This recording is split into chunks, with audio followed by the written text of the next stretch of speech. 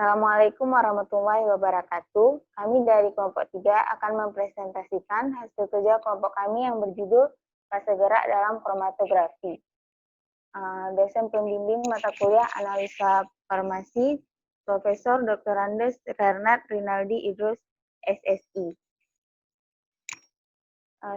Mulai kami akan memperkenalkan anggota kelompok kami, yaitu Rudi Dharma, Demonelia Rizki, Farah Septia, Fadiatus Tahira, Rihadatun Naim, Mutia Rahma, dan Intan Zuhra. Lanjut. Adapun materi yang akan dibahas pada presentasi ini adalah yang pertama pengertian kromatografi gas dan prinsip kerja, fase gerak dalam kromatografi gas, pengertian kromatografi cair dan prinsipnya,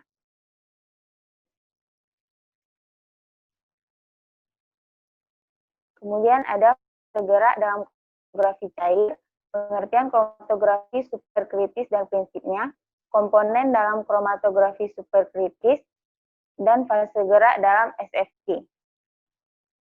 Lanjut. Yang pertama adalah pengertian kromatografi dan prinsipnya. Lanjut. Pengertian kromatografi. Kromatografi ini pertama kali ditemukan oleh dan Signe pada tahun 1994. Pertama kali diterapkan pemisahan serangkaian lemak pada tahun 1901. Kromatografi gas ini dengan kolom berjejer memurnikan jumlah yang dengan menggunakan sistem pengumpulan sampel di kolom objek. Biasanya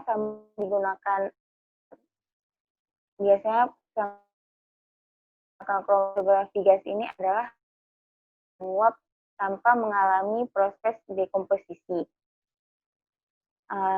Kemudian prinsip kerja dari kromatografi gas ini adalah semakin besar afinitas atau ketertarikan senyawa terhadap fase diam, maka semakin banyak senyawa yang akan dipertahankan oleh kolom sebelum dielusi dan dideteksi. Lanjut.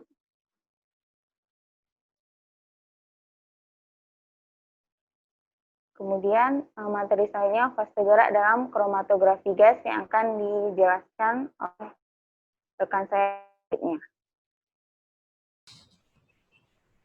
Baiklah, bismillahirrahmanirrahim. Saya Farah Septia akan menjelaskan fase gerak dalam kromatografi gas.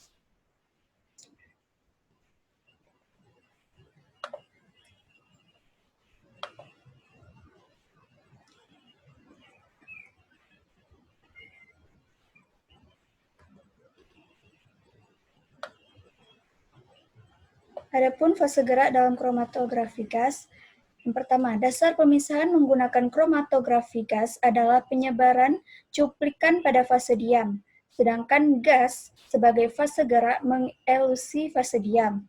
Cara kerja dari GC adalah suatu fase gerak yang berbentuk gas mengalir di bawah tekanan melewati pipa yang dipanaskan dan disalut dengan fase diam cair, atau dikemas dengan fase diam cair yang disalut pada suatu penyangga padat. Adapun materi ini saya dapatkan melalui sumber jurnal yaitu Sparkman pada tahun 2011. Lalu, gas pembawa merupakan fase gerak yang berfungsi untuk membawa cuplikan melewati kolom. Gas yang biasa digunakan adalah baik itu helium, nitrogen, hidrogen, dan argon. Gas-gas ini relatif tidak mahal, bisa didapatkan dengan mudah, tidak begitu berbahaya, serta tidak bersifat reaktif, sehingga tidak bereaksi dengan molekul-molekul cuplikan pada tekanan dan suhu kromatograf. Gas pembawa dipilih berdasarkan sifat inertnya. Fungsi utamanya adalah membawa uap analit melalui sistem kromatografi tanpa berinteraksi dengan komponen-komponen sampel. Terkadang pemilihan gas pembawa ditentukan oleh detektor yang digunakan. Adapun selanjutnya yaitu mengenai pengertian kromatografi cair dan prinsip kerja yang akan dijelaskan oleh teman saya selanjutnya. Baik, saya Mutia Rahma akan melanjutkan penjelasan berikutnya yaitu tentang pengertian kromatografi cair dan prinsip kerjanya. Yang pertama itu ada pengertian kromatografi cair. Adapun kromatografi cair itu adalah salah satu metode kimia dan fisikokimia. Kromatografi cair itu termasuk metode analisis terbaru, yaitu suatu teknik kromatografi dengan fase gerak. Adapun sumber yang saya dapatkan ini yaitu melalui jurnal dengan penulisnya Dempek pada tahun 2020. Nah, selanjutnya itu ada prinsip kerjanya. Adapun prinsip kerjanya, yang pertama itu dengan bantuan pompa fase gerak cair atau DOR, cuplikan kemudian dialirkan melalui ke detektor.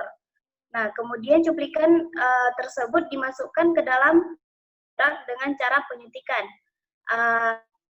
Di dalam kolom tersebut terjadi pemisahan komponen-komponen campuran karena perbedaan kekuatan interaksi antara solut-solut tersebut terhadap fase diam. Sumber yang saya dapatkan ini melalui jurnal tahun 2009. Selanjutnya, fase gerak dalam kromatografi cair yang akan dijelaskan oleh rekan saya. Baik, saya Fadiatul Khaira akan menjelaskan fase gerak dalam kromatografi cair.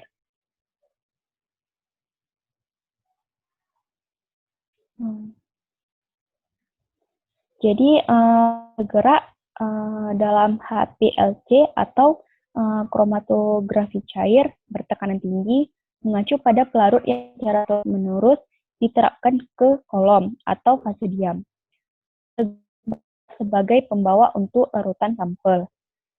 Suatu larutan sampel diinjeksikan ke dalam fase gerak uji melalui pon injektor. Kemudian, ketika larutan sampel mengalir melalui kolom dengan fase gerak, komponen larutan itu berimigrasi sesuai dengan interaksi non-kovalen senyawa dengan kolom. Kemudian, interaksi kimiawi dari fase gerak dan sampel dengan kolom menentukan tingkat migrasi dan pemisahan komponen yang terkandung dalam sampel. Misalnya, sampel yang memiliki interaksi yang lebih kuat dengan fase gerak dibandingkan dengan fase diam akan lebih cepat keluar dari kolom. Juga memiliki lanjut.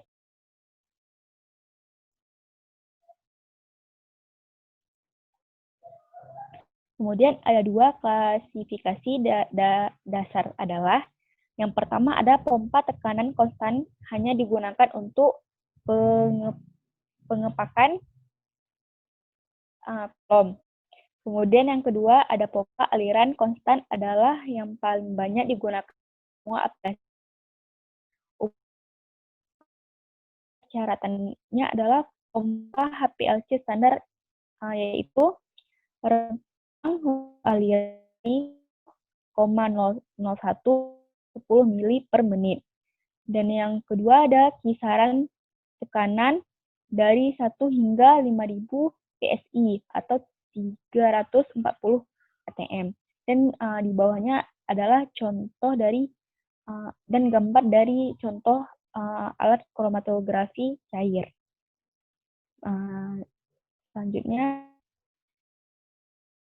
jadi selanjutnya akan dijelaskan oleh rekan saya yang selanjutnya.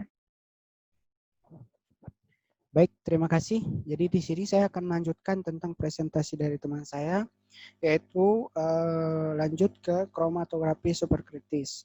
Yang pertama saya akan menjelaskan tentang pengertian kromatografi superkritis dan prinsip kerja dari kromatografi ini.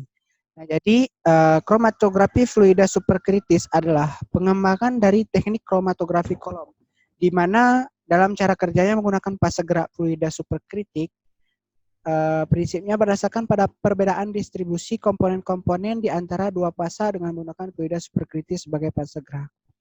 Nah, jadi sama seperti cairan superkritis menyatukan manfaat cairan dan gas, demikian pula manfaat kromatografi cair, kinerja tinggi dan kromatografi gas disatukan dalam kromatografi cairan superkritis.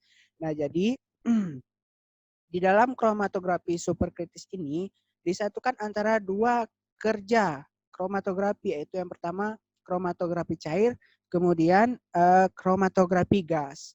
Kromatografi superkritis dapat digunakan untuk senyawa yang terurai pada suhu tinggi, seperti dalam kromatografi gas, dan tidak memiliki gugus fungsi tradisional yang dapat dideteksi oleh detektor kromatografi cair biasa. Kromatografi superkritis adalah bentuk kromatografi kolom, seperti kromatografi gas dan cair.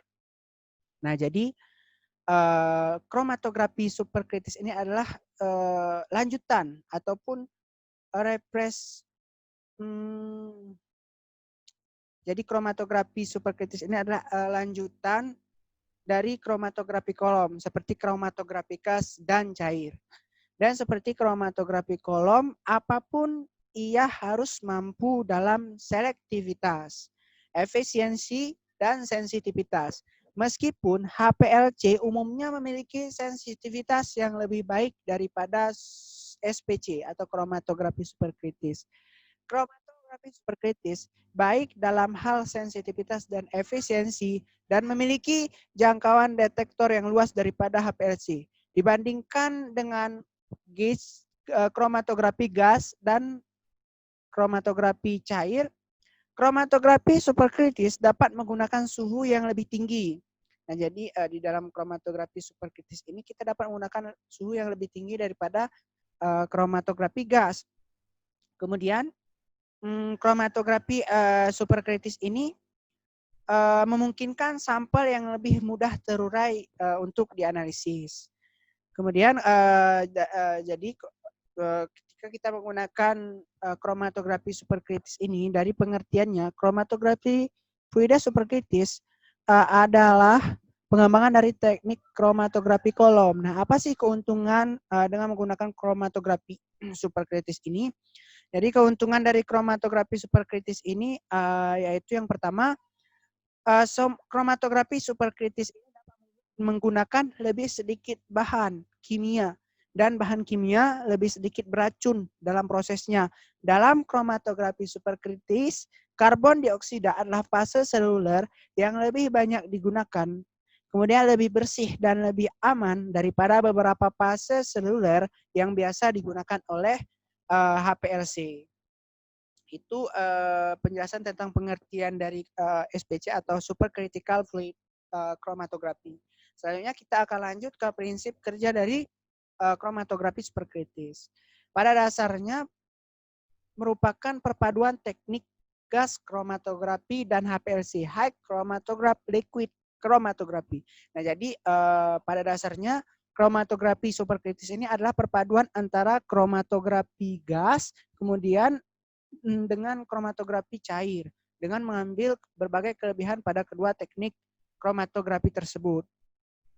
Nah, jadi banyak kelebihan yang bisa kita ambil dari kedua kromatografi tersebut yang disatukan di dalam kromatografi superkritis ini. Prinsipnya berdasarkan pada perbedaan distribusi komponen di antara dua fasa dengan menggunakan fluida superkritis sebagai fase gerak. Nah, jadi teknik kromatografi superkritis ini dapat menghasilkan pemisahan yang cepat. Nah, jadi bisa menghasilkan pemisahan yang cepat tanpa menggunakan pelarut organik.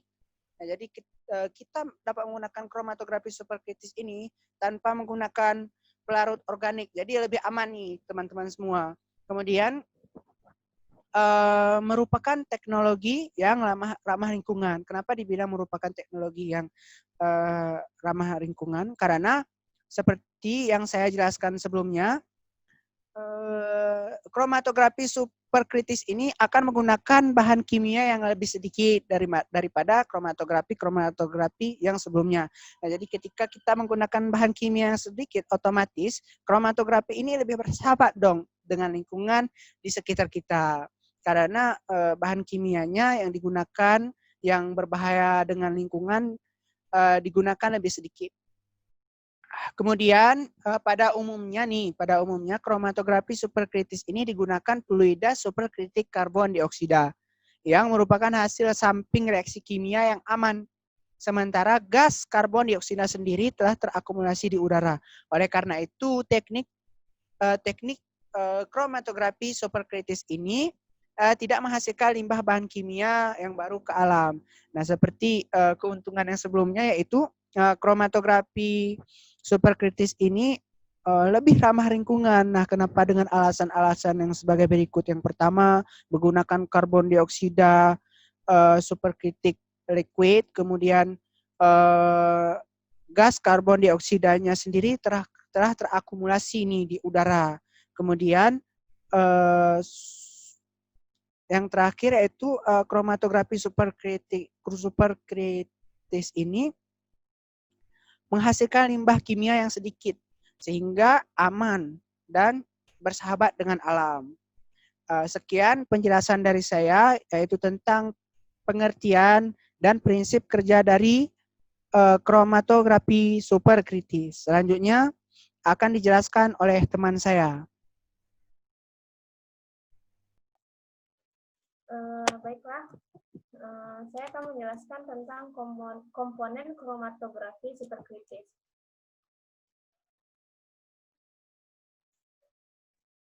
Selanjutnya,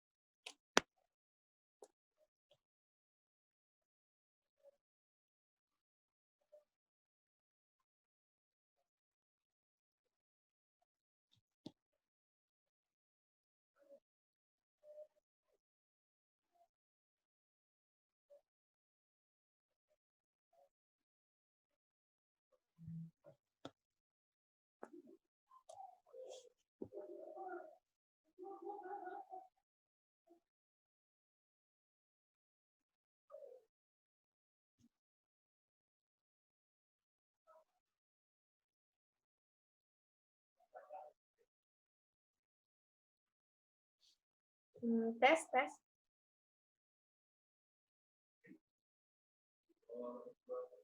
Baiklah, saya akan menjelaskan tentang komponen kromatografi superkritis.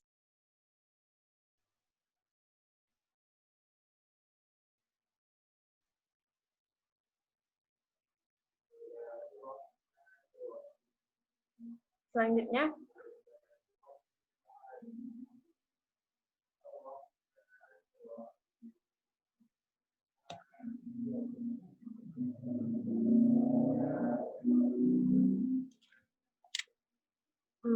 untuk sistem SFC ini umumnya terdiri dari utama pasokan gas, kemudian pompa, sampel injektor, oven, kolom, detektor, kemudian restriktor atau pembawa tekanan belakang, pembatas tekanan belakang, serta komputer.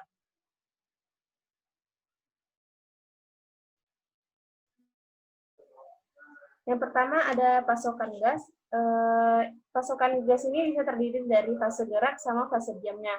Untuk fase gerak, ada sejumlah kemungkinan cairan yang dapat digunakan pada SFC ini. Kebanyakannya itu menggunakan CO2. Untuk fase diamnya, sama seperti untuk kromatografi gas dan cair, yang paling sering digunakan itu silika atau aluminium. Di mana ciri-ciri dari silika atau aluminium ini berguna untuk senyawa nonpolar, kemudian menyebabkan absorpsi terlarut dari beberapa zat terlarut polar. Yang kedua ada pompa. Pengontrolan aliran adalah fungsi vital dari sistem pemompaan ini. Secara umum, jenis pompa tekanan tinggi yang digunakan dalam gas superkritis ditentukan oleh jenis kolomnya. Untuk kolom kemas, reciprocating pumps itu umumnya digunakan, tapi untuk kolom kapiler, itu pompa yang digunakan adalah shrink pumps. Untuk reciprocating pumps itu memungkinkan pencampuran fase gerak, sedangkan shrink pumps itu memberikan tekanan yang konsisten untuk fase geraknya.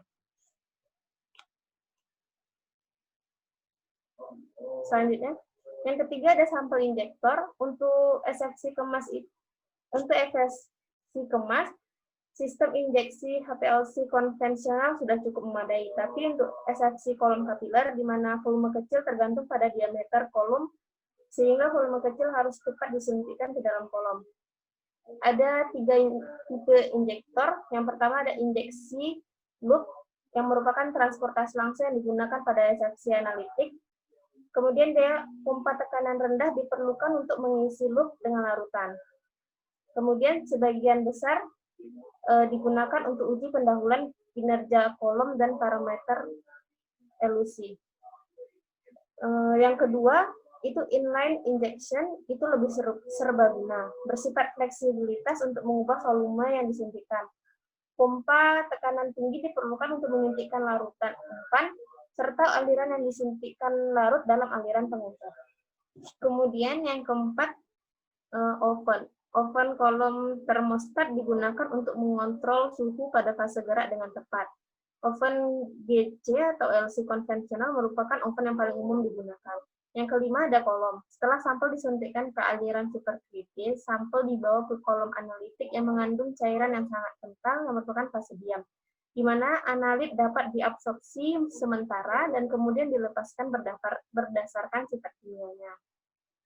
Retensi sementara ini menyebabkan beberapa analit berada lebih lama di kolom, dan inilah yang memungkinkan pemisahan dari campuran berbagai jenis fase diam dengan berbagai komposisi dan polaritas. Ada 2 jenis kolom analitis yang digunakan dalam SFC. Yang pertama, kolom kemas. Kolom kemas itu mengurangi permeabilitas dan menyebabkan adanya hambatan aliran. Kemudian efisiensi meningkat dengan meningkatnya densitas, ukuran partikel yang lebih kecil sehingga menurunkan tekanan dan permeabilitas. Kemudian untuk volume injeksinya itu lebih dari 1 mikroliter. Selanjutnya, yang kedua ada kolom kapiler atau kolom tubular terbuka. Ciri-cirinya itu diameter kolom yang lebih kecil, lebih efisien. Kemudian efisiensi berkurang pada densitas yang tinggi, efek penurunan tekanan minimum, serta untuk volume injeksinya itu lebih besar dari 96 mikroliter. Volume yang lebih besar mempengaruhi resolusinya. Yang keenam ada detektor. Sebagian besar detektor yang digunakan dalam GC atau HPLC dapat digunakan. Untuk LC detektor itu mempertahankan cairan di bawah tekanan, sedangkan GC detektor itu cairan didekompresi menjadi gas. Detektor FID dan UV biasa digunakan. Yang ketujuh ada restriktor atau pembatas tekanan belakang. Ini adalah perangkat yang digunakan untuk mempertahankan tekanan yang diinginkan dalam kolom dengan tekanan diafragma yang dapat disesuaikan, membuat fase gerak superkritis sepanjang pemisahan dan seringkali harus dipanaskan untuk mencegah penyumbatan. Pembatasan tekanan atau restriktor ini ditempatkan di ujung kolom atau setelah detektor. Selanjutnya akan dijelaskan oleh teman saya. Bismillahirrahmanirrahim. Saya, Adi Monalia Rizky, akan menjelaskan tentang fase gerak dalam kromatografi superkritis. Kromatografi fluida superkritis atau SFC menggunakan fluida superkritis sebagai fase gerak yang berperilaku seperti fluida kompresif dengan viskositas yang sangat rendah, di mana transfer massa beroperasi dengan sangat cepat yang memungkinkan penggunaan kecepatan linear tinggi. Dan karenanya, waktu analisis yang sangat singkat tanpa kehilangan efisiensi. Fase gerak umum yang digunakan dalam kromatografi fluida superkritis adalah karbon dioksida superkritis yang mengandung sejumlah kecil pengubah organik, misalnya metanol. Parameter kromatografi yang dapat dipantau adalah suhu, tekanan, dan persentase pengubah organik. Jadi, fluida superkritis itu adalah zat yang memiliki sifat pertengahan antara cair dan gas. Nah, kenapa banyak digunakan fase geraknya itu adalah karbon dioksida? Karena karbon dioksida itu merupakan pelarut yang sangat baik untuk molekul organik, dapat meneruskan sinar UV, tidak berbau, tidak beracun, mudah didapatkan, dan harganya murah. Nah, kromatografi superkritis juga menggunakan fase gerak lain berupa urea dan nitrogen oksida. Nah, selanjutnya adalah diagram pasa karbon dioksida. Nah, dalam diagram pasa, garis solid itu menunjukkan kondisi di mana dua fase bersentuhan. Nah, untuk melintasi garis tersebut itu membutuhkan fase transisi dan transfer energi besar-besaran. Diagram fase karbon dioksida ini menunjukkan suhu dan tekanan yang didefinisikan sebagai cair, gas, dan padat. Garis diagonal panjang ini menunjukkan kondisi di mana gas berada dalam keadaan seimbang dengan cairan. Garis ini akan berakhir pada titik kritis. Nah, di mana pada titik kritis ini fase gas dan cair itu tidak bisa dibedakan lagi. Dalam diagram fase ini juga terdapat triple point. Nah, triple point ini merupakan titik potong antara tiga fase, yaitu fase cair, gas, dan padat. Adapun sifat fisika dari fluida superkritis ini adalah mempunyai viskositas yang rendah, densitas yang tinggi, dan kelarutan yang tinggi. Kelebihan dari kromatografi fluida superkritis adalah ketika dibandingkan dengan gas kromatografi, SFC mampu menganalisis metabolit non-volatil, polar, dan absorptif tanpa memerlukan derivatisasi. Dibandingkan dengan kromatografi cair, SF memiliki viskositas yang sangat rendah dan telah terbukti mengurangi penurunan tekanan pada panjang kolom, sehingga memungkinkan penggunaan kolom tubular terbuka. SF memiliki resistensi rendah terhadap perpindahan massa. Kromatografi fluida superkritis menghasilkan resolusi yang mirip dengan UHPLC, tetapi juga memiliki kapasitas pemuatan yang jauh lebih tinggi, yang meningkatkan jangkauan deteksi dinamis dan memungkinkan analisis akurat dari metabolit minor yang diminati. Kromatografi fluida superkritis menggabungkan sifat-sifat beberapa teknik dan berpotensi meningkatkan kelengkapan dan akurasi pengukuran metabolit. Nah, keuntungan utama dari kromatografi superkritis ini dibandingkan dengan HPLC adalah waktu retensi yang lebih pendek dan transparansi karbon dioksida yang tinggi dalam inframerah. Demikian presentasi dari kelompok kami, lebih dan kurang kami mohon maaf. Kami akhiri dengan ucapan wabillahi taufiq wal hidayah. Assalamualaikum warahmatullahi wabarakatuh.